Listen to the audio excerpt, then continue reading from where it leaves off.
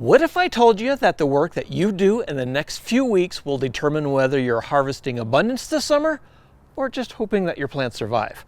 But here's the thing that most gardeners get wrong. They're either too early and working cold, wet soil, or, usually in my case, too late and missing the window for those early crops. I'm Sunny from Sunnyside Soil, and today I'm showing you exactly when to start, how to read your soil signals, and the 5 critical steps to wake up your soil biology for the most productive growing season that you've ever had. So let's get dirty. Timing is everything in spring soil prep. Jump the gun and you'll damage your soil structure for the entire season. Wait too long and you've missed the window for early crops like peas, spinach, lettuce, and radishes, the ones that can handle cool soil and actually prefer it. Here's what you need to know: soil temperature and soil condition. Soil temperature is your green light. Get yourself a soil thermometer. They're like $10 and they're worth every penny. Stick it about 4 inches deep at 8 or 9 in the morning. That's when you get your most accurate reading. Here's your guide. At about 40 to 45 degrees Fahrenheit, peas, spinach, lettuce, arugula, radishes, they can all go in. At about 50 to 55 degrees Fahrenheit, beets, carrots, chard, kale, and broccoli are good. Anything above 60 degrees Fahrenheit, well, now you're ready for warm season crops like tomatoes, peppers, squash. Now, I'm in zone 6A, so that 40 to 45 degree mark usually happens sometime in late March or early April, depending on the year. But here's the thing: soil temperature lags behind air temperature by about 2 weeks. So just because that it's 60 degrees outside doesn't mean that your soil is warm enough to work. Soil condition is your second test, and this one is non-negotiable. Grab a handful of soil from 4 to 6 inches down, squeeze it into a ball. Now poke it with your finger. If water drips out, then it's too wet. Don't plant anything in it. If the ball stays together in a slick, shiny clump, also still too wet. Now, if it crumbles apart into loose pieces, you're good to go. And if you can't form a ball at all, like sometimes is my case in my dry climate, then you need to water your soil. Now, working wet soil, especially clay soil, creates compaction that can take years to fix. Now, I'm serious here. You'll destroy your soil structure and you'll create concrete-like clods that won't break down all season long. Sunlight matters too, especially if you're dealing with shaded areas. South-facing beds warm up 7 to 10 days earlier than north-facing beds. Areas under tree canopies or on the north side of buildings can lag by up to 2 weeks. So if you're itching to plant early, then focus on your warmest, sunniest beds first. Save the shaded areas for later crops or shade-tolerant greens. Oh, and one more thing. Those early crops like peas and spinach, they're actually doing double duty. Their roots are breaking up the soil, their growth is shading out early weeds, and when you pull them in June, you've got freshly worked soil ready for succession planting of warm season crops. That's efficient gardening. So once your soil is workable, you need to know what winter did to it, and then you need to fix it. The quick assessment: grab soil from 3 different spots, 4 to 6 inches down, and do that squeeze test that we just talked about. You could also dig 8 inches deep and count earthworms. You want about 5 to 10 worms per cubic foot. Smell the soil. Earthy and sweet means good biology. Sour and sulfuric means anaerobic conditions from compaction or waterlogging.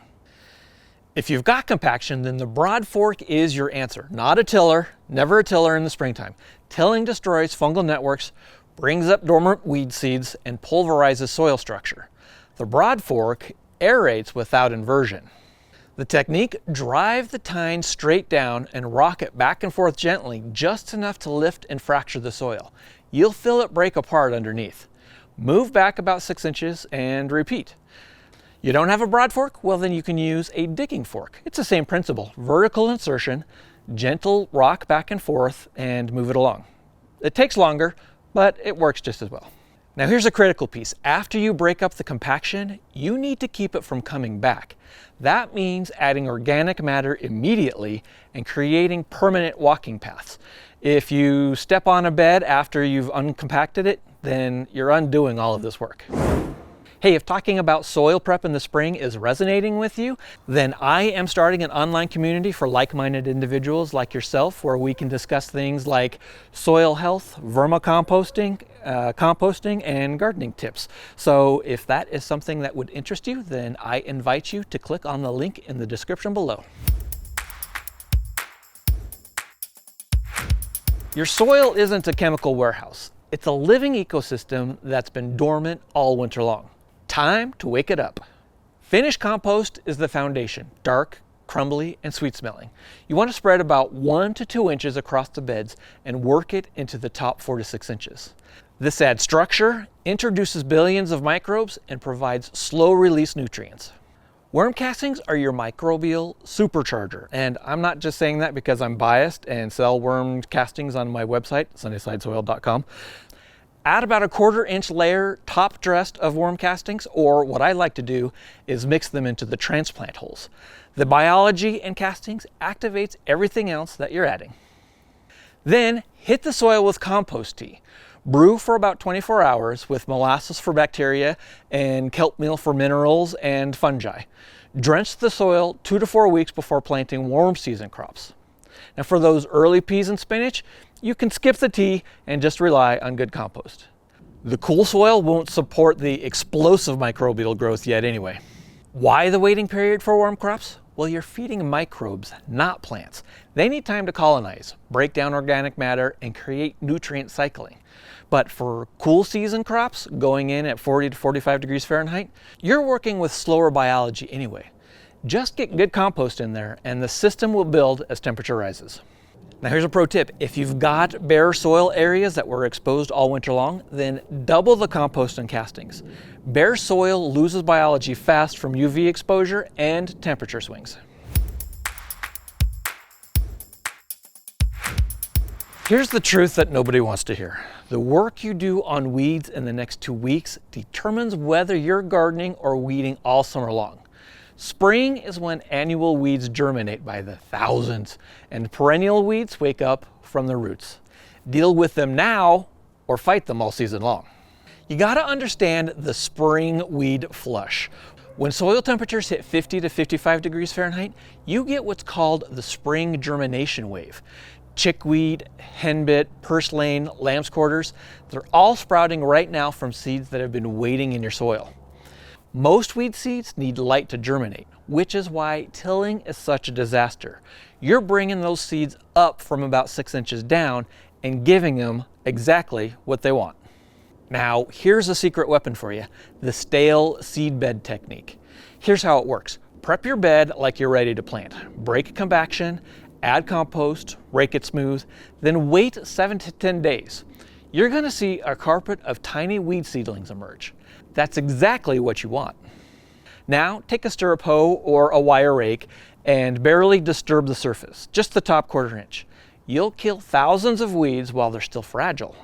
That's the key. Wait another week, repeat if you see another flush, then plant. You've just eliminated about 80% of your weed pressure for the entire season. And did you know that the type of weeds that you have growing could be a warning signal from your soil itself? I created a whole video on that. I'll leave the link here. For perennial weeds like dandelions, thistle, blindweed, quackgrass, spring is when they're the most vulnerable. They're putting energy into new growth, which means that the root reserves are at their lowest. Dig them out now, and I mean really dig. Get the whole root system. A dandelion taproot can go down 10 inches. And quackgrass rhizomes, well, they spread horizontally, so if you leave even a small piece, it regenerates. Use a soil knife to really get down underneath the crown and lever it out. Mulch is your long-term weed suppression strategy. After you've cleared weeds out and planted, immediately mulch around your crops with 2 to 3 inches of straw or shredded leaves. This blocks light from reaching the soil surface, which prevents the next wave of weed seeds from germinating. Now, it's not perfect, it's not an end-all solution. Some weeds will still punch through, but it cuts your weeding time by about 70%. Now, here's a hand weeding reality. Even with all of these strategies, you're still gonna have to hand weed. Just accept it. But do it right. Get weeds when they're small before they set seed. One pigweed plant can produce 100,000 seeds. Pull it when it's just 2 inches tall and you've eliminated a future infestation. Let it go to seed, well, you've just planted next year's weed crop.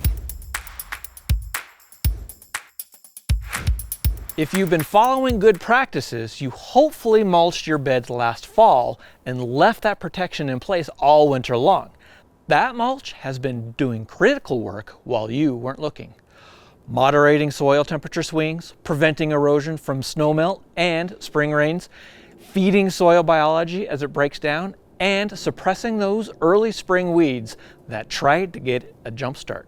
But here's where spring strategy changes. When it's time to plant, you need to pull that mulch back. Seeds need direct contact with the soil to germinate properly.